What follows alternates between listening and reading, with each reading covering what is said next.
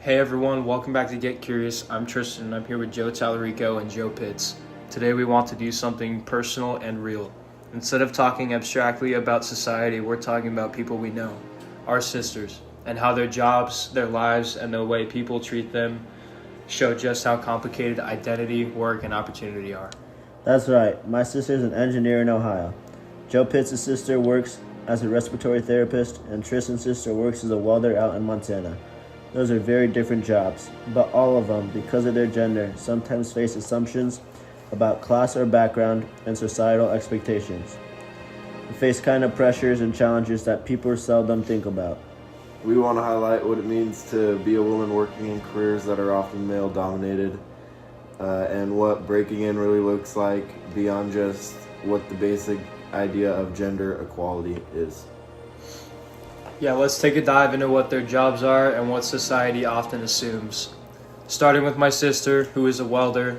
Welding is traditionally thought of as a man's job, which includes heavy labor, strength, metal shops, and women welders are still rare. Because of that, women in welding often face stereotypes. People may doubt their skill or assume they're only there for diversity or treat them differently.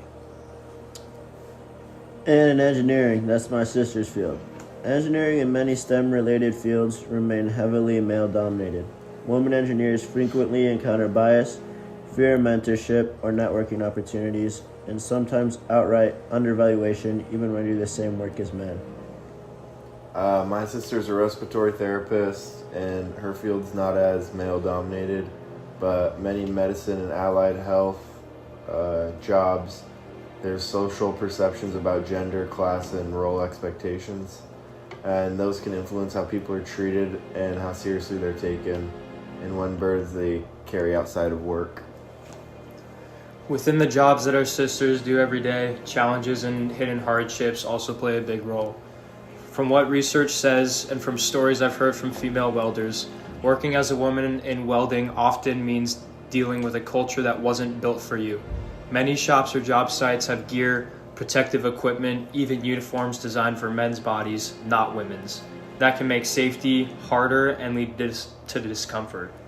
Also, there's the feeling of being one of the few, maybe the only woman on the crew, which can be really isolating. Mentorship and community networks are often missing as well.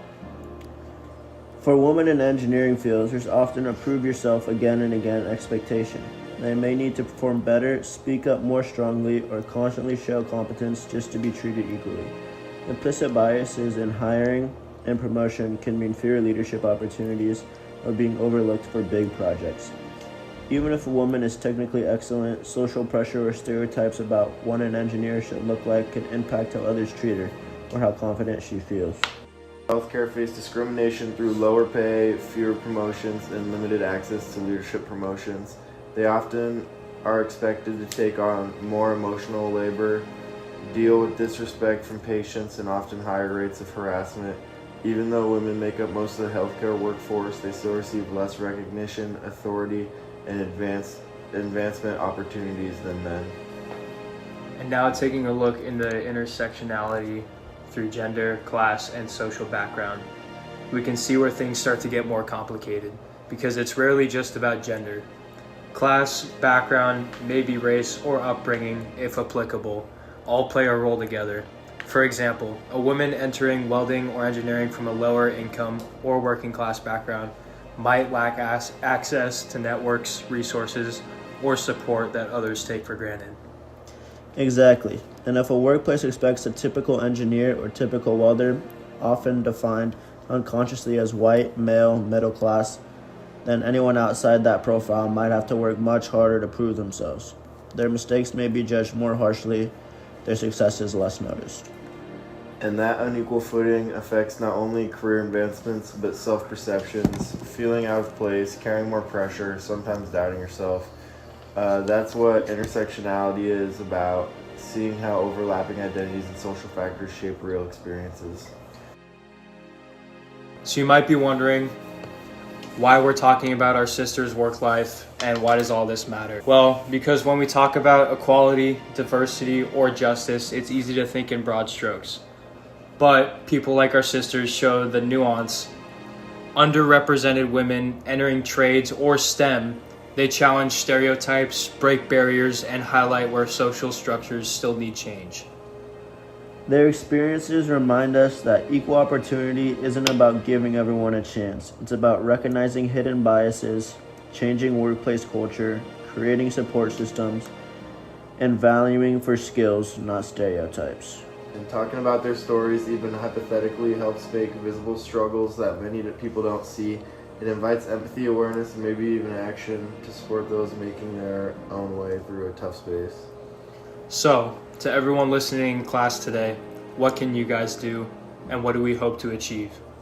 If you know someone like our sisters in welding, engineering, healthcare, or any non-traditional job, ask them about their experiences, listen, believe them, share their stories.